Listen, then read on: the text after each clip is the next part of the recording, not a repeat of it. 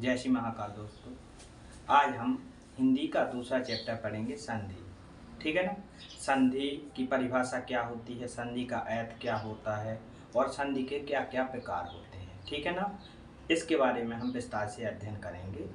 पिछली वीडियो में आप वर्णमाला का अध्ययन कर चुके हैं। अब इस वीडियो में अपन संधि के बारे में पढ़ेंगे, ठीक है ना। सबसे पहले हम देखते हैं कि संधि का शाब्दिक अर्थ क्या होता है।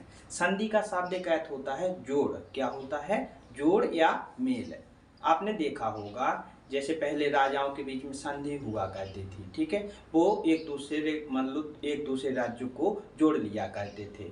और एक और होती है, जैसे अपने शरीर में हड्डियों की संधि होती है, जहाँ पे जुड़ी होती हैं वहाँ क्या होती है? संधि होती है। उसी प्रकार हम संधि का शाब्दिक अर्थ क्या निकाल सकते हैं? जोड़ या मेल। क्या निकाल सकते हैं? जोड़ या मेल। तो संधि का शाब्दिक अर्थ क्या हो गया? जोड़, या जोड़ को ही क्या बोलते हैं? मेल। मतलब एक प्रकार से मिलना क्या कहलाएगा? संधि। ठीक है। अब देखते हैं अपन संधि की परिभाषा क्या होती है, ठीक है ना। तो दो वर्णों के मिलने से क्या? दो वर्णों के मिलने से उनमें जो विकार उत्पन्न होता है उसे क्या कहते हैं? संधि कहते हैं। संधि की परिभाषा क्या हुई?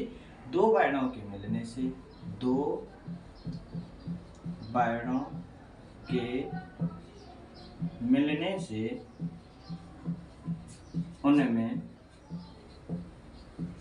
जो विकार उत्पन्न होता है। विकार जानते हैं आप क्या कहलाता है? विकार यानी परिवर्तन। विकार उत्पन्न होता है उसे संधि कहते हैं। क्या कहते हैं? संधि कहते हैं।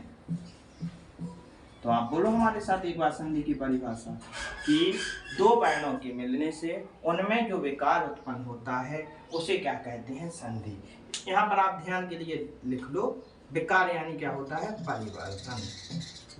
विकार का मतलब क्या होता है? परिवर्तन। ध्यान के लिए भूल जाते ना कि विकार का मतलब क्या होता है? परिवर्तन। जैसे देखो आप उदाहरण के लिए, उदाहरण जैसे सबसे पहला उदाहरण देखते हैं अपन, क्या? विद्यालय। विद्या प्लस आलय, ठीक है। मतलब विद्या और आलय की आपस में संधि हुई तो क्या बन गया? विद्यालय। क्या बन गया? विद्यालय। परिभाषा में क्या था? दो वर्णों के मिलने से, यहाँ पर आ और आ मिलकर क्या बन गया? बड़ा आ। तो विद्यालय में मतलब क्या है? संधि है। क्या है विद्यालय में? संधि। एक और देखते हैं अपन, जैसे हम देखते जगत प्लस ईश, क्या हो गया? जगदीश। जगत प्लस ईश मतलब यहाँ पर जगत और ईश मिलकर क्या बन गए? जगदीश। क्या बन गए? जगदीश, ठीक है ना।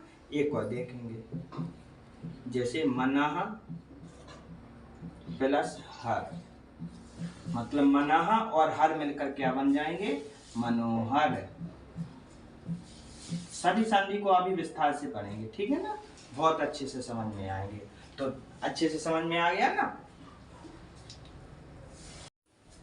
चलो देखते हैं संधि कितने प्रकार की होती है। संधि के प्रकार देखते हैं, ठीक है ना। तो संधि कितने प्रकार की होती है? तीन प्रकार की संधि, तीन प्रकार की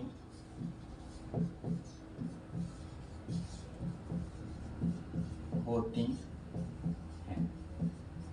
कोई पूछेगा या कहीं पर प्रश्न आ जाएगा कि संधि के कितने प्रकार होते हैं, तो आप कितने टिक करोगे? तीन। कितने? तीन प्रकार के। कौन कौन से अभी देखते हैं अपन। पहली संधि होती है स्वर संधि। कौन सी संधि? स्वर संधि, ठीक है। दूसरी संधि होती है व्यंजन संधि। कौन सी संधि?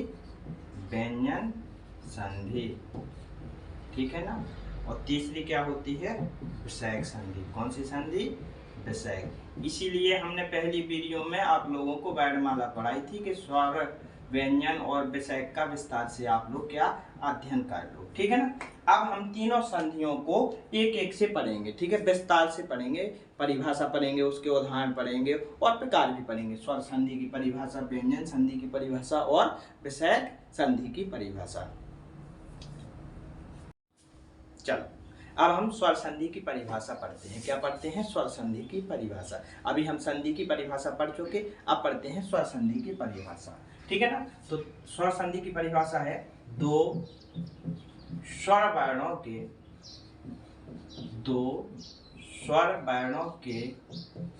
मिलने से उनमें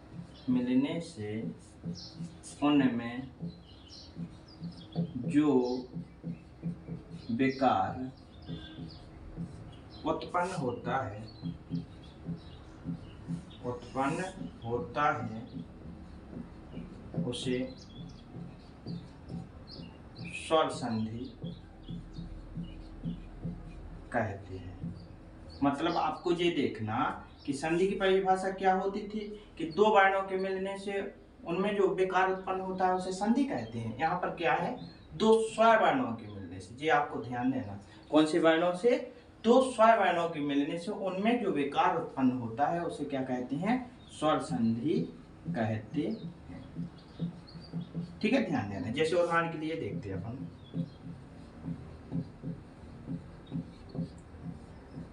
उदाहरण देखते हैं। जैसे एक तो उदाहरण है क्या? विद्या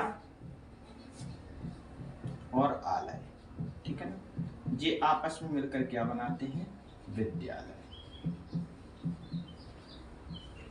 चलो इसका विस्तार करके बताते हैं हम आपको कि कैसे दो स्वर वर्ण मिलते हैं, ठीक है। इधर क्या है? बड़ा प्लस इधर क्या है? बड़ा, दोनों मिलकर क्या बना रहे? बड़ा। मतलब यहाँ पर दो स्वर वर्ण मिल रहे। क्या मिल रहे? दो स्वर वर्ण। और परिभाषा भी क्या है? दो स्वर वर्णों के मिलने से उनमें जो विकार उत्पन्न होता है उसे क्या कहते हैं? स्वर संधि कहते हैं। एक और देखते हैं अपन, जैसे सूर्य और अस्त, ठीक है ना। मतलब सूर्य और अस्त मिलकर क्या बन जाता है? सूर्यास्त। सूर्यास्त कब बोलते हैं आपको पता है? शाम के समय को बोलते हैं सूर्यास्त, जब सूर्य डूबता है, ठीक है ना। अब इधर देखो, इसका विस्तार करते हैं अपन। इधर क्या है? छोटा और छोटा, दोनों मिलकर क्या बन गए? बड़ा। तो मतलब कौन से वर्णों में परिवर्तन हुआ? विकार उत्पन्न हुआ स्वर वर्णों में। काय में? स्वर वर्णों में, ठीक है ना। अब स्वर संधि के प्रकार देखेंगे कि कितने प्रकार की स्वर संधि होती है। देखते हैं अपन स्वर संधि के प्रकार। पहले ये बताओ संधि के कितने प्रकार होते हैं? संधि के 3 प्रकार होते हैं। कितने प्रकार होते हैं? संधि के 3। और स्वर संधि के होते हैं 5 प्रकार। कितने प्रकार? 5 प्रकार। कौन कौन से? चलो देख रहे हैं। स्वर संधि के 5 प्रकार होते हैं। पहला प्रकार है दीर्घ स्वर संधि। कौन सी संधि? दीर्घ स्वर संधि। दूसरा क्या है? गुण स्वर संधि। कौन सी संधि? गुण स्वर संधि। तीसरी क्या है? वृद्धि स्वर संधि। वृद्धि स्वर संधि। चौथी क्या है? वृद्धि के बाद एड़ स्वर संधि। कौन सी संधि? एड़ स्वर संधि। पांचवी है अयाधि स्वर संधि। कौन सी? अयाधि स्वर संधि, ठीक है ना। यही संधि आप जब आप संस्कृत में पढ़ोगे तो 6 भेद होते हैं। एक पूर्व रूप संधि आ जाती। क्या? कौन सी संधि आ जाती? पूर्व रूप। लेकिन हिंदी में कितनी संधि है? स्वर संधि के कितने भेद हैं? 5 भेद। कौन कौन से? दीर्घ स्वर संधि, गुण स्वर संधि, वृद्धि स्वर संधि, एड़ स्वर संधि और अयाधि स्वर संधि, ठीक है ना। चलो अब हम स्वर संधि के भेद देखते। पहला भेद क्या है? दीर्घ स्वर संधि। कौन सी संधि? दीर्घ स्वर संधि। इसकी परिभाषा होती है कि जब ह्रस्व या दीर्घ स्वर के बाद, जब ह्रस्व या दीर्घ स्वर के बाद क्रमशः ह्रस्व या दीर्घ स्वर आए तो वे आपस में मिलकर दीर्घ स्वर हो जाते हैं। क्या हो जाते हैं? दीर्घ स्वर। आप जानते हैं ह्रस्व स्वर और दीर्घ स्वर क्या कहलाते हैं? हमने पहली वीडियो में पढ़ाया वर्णमाला में कि ह्रस्व स्वर क्या कहलाते, छोटा, छोटी, छोटा ऊ, ये कौन से स्वर हैं, ह्रस्व स्वर। दीर्घ स्वर क्या है, बड़ा आ, बड़ी ई और बड़ा ऊ, ये कौन से हैं, दीर्घ स्वर। तो मतलब क्या, जब ह्रस्व या दीर्घ स्वर के बाद ह्रस्व या दीर्घ स्वर आए तो दोनों मिलकर क्या हो जाते हैं, दीर्घ स्वर हो जाते हैं। वहां पर कौन सी संधि होती है, दीर्घ स्वर संधि। इसकी हमने एक टैग बनाई थी, आपको हम बता रहे हैं, वो याद रखना। ट्रिक है बड़ा, बड़ी ई और बड़ा ऊ। आपको ध्यान रखना, हम बोलेंगे कि बड़ा ऊ, बड़ा आ, बड़ी ई आए तो कौन सी संधि, आपको ध्यान रखना कि दीर्घ स्वर संधि, ठीक है ना। मतलब दीर्घ स्वर आए, बड़े स्वर आए तो कौन सी संधि, दीर्घ स्वर संधि। अब उदाहरण देखते कि इनके कौन कौन से उदाहरण होते हैं। चलो उदाहरण देख रहे हैं आप हम। चलो पहला देखो आप, जैसे हम लिखते परम प्लस आत्मा, मतलब परम और आत्मा मिलकर क्या बन जाएंगे, परमात्मा, ठीक है ना। क्या बन गए, परमात्मा। आगे समझ में आपका। एक और देख रहे हैं अपन, जैसे हम लिखते देव और आलय, दोनों मिलकर क्या बन जाएंगे, देवालय। चलो इन्हें विस्तार से समझते हैं, ठीक है ना। जैसे परम में क्या है, लास्ट में क्या आया, छोटा आ, ठीक है ना। आत्मा में फिर कौन सा आ है, बड़ा। तो क्या है, ह्रस्व स्वर और दीर्घ स्वर आपस में दोनों मिलकर क्या बन गए, दीर्घ स्वर। ये बड़ा आ की मात्रा है, क्या बन गए, दीर्घ स्वर। तो आपको ध्यान रखना परिभाषा के अनुसार क्या है, ह्रस्व स्वर या दीर्घ स्वर दोनों आपस में मिलकर क्या बन जाते हैं, दीर्घ स्वर। बनने क्या है, दीर्घ स्वर। टेक है आ ई उ, ठीक है ना। तो बड़ा आ बन गया ना। अब इस प्रकार इसी को देखते, इसमें क्या है, देव मतलब छोटा, आलय में बड़ा, दोनों मिलकर क्या बन गए, बड़ा। आया ना समझ में। चलो देखते हैं, अब और देखते हैं अपन। जैसे हम देखते अति प्लस एव, अति और एव मिलकर क्या बन जाएंगे, अतीव। क्या बन जाएंगे, अतीव। इसे देखते कैसे बने, ठीक है। अति में कौन सी है, छोटी, ठीक है। और एव में क्या है, छोटी, दोनों मिलकर क्या बन गए, बड़ी। आपको पता है ये किसकी मात्रा है, बड़ी की मात्रा है ना। तो देखो फिर परिभाषा से मिल कि ह्रस्व स्वर या दीर्घ स्वर या ह्रस्व स्वर आपस में मिलकर क्या बन जाते हैं, दीर्घ स्वर। मतलब लास्ट में क्या बनना, दीर्घ स्वर बनना है। तो अतियु में कौन सी संधि हो गई, दीर्घ स्वर संधि। हम पूछेंगे कि अतियु में कौन सी संधि है, तो आप क्या बताओगे, दीर्घ स्वर संधि। कौन सी संधि, दीर्घ स्वर संधि। एक और देखते हैं अपन, जैसे हम बोलते कपि और ईश, दोनों मिलकर क्या बनाएंगे, कपीस, ठीक है ना। इसमें देख लो आप, कपि में कौन सी मात्रा है, छोटी की, और बड़ी, दोनों मिलकर क्या बना दी, बड़ी।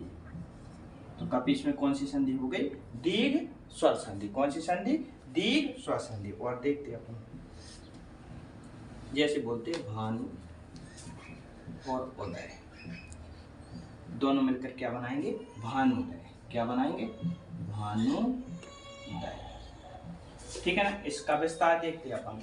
भानु में कौन सी मात्रा है, छोटा ऊ, और उदय में छोटा ऊ, दोनों मिलकर क्या बन गए, बड़ा ऊ। ये वाली बड़ा ऊ की मात्रा है ना। तो लास्ट में क्या बनना, बड़ा बनना, दीर्घ स्वर बनना। क्या बनना, लास्ट में दीर्घ स्वर। हमने क्या बताया था, बड़ा, बड़ी ई, बड़ा ऊ। जी आया तो कौन सी संधि, दीर्घ स्वर संधि। एक और देख रहे हैं अपन उदाहरण, ठीक है ना। चलो जैसे हम बोलते वधु प्लस उत्सव, ये क्या बन जाएगा, वधूत्सव।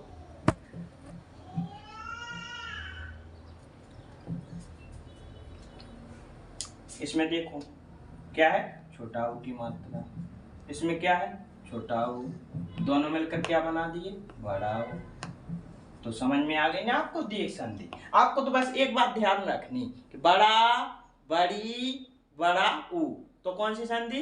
दीर्घ स्वर संधि। हम बोले बड़ा आ, बड़ी ई, बड़ा ऊ, तो कौन सी संधि? दीर्घ स्वर संधि। चलो अब हम स्वर संधि का चौथा भेद पढ़ते हैं, एड़ स्वर संधि। कौन सी संधि? एड़ स्वर संधि। यदि छोटी, बड़ी, छोटाऊ, बड़ाऊ और इसी के बाद भिन्न स्वर आए। भिन्न स्वर का मतलब समझते हैं आप लोग?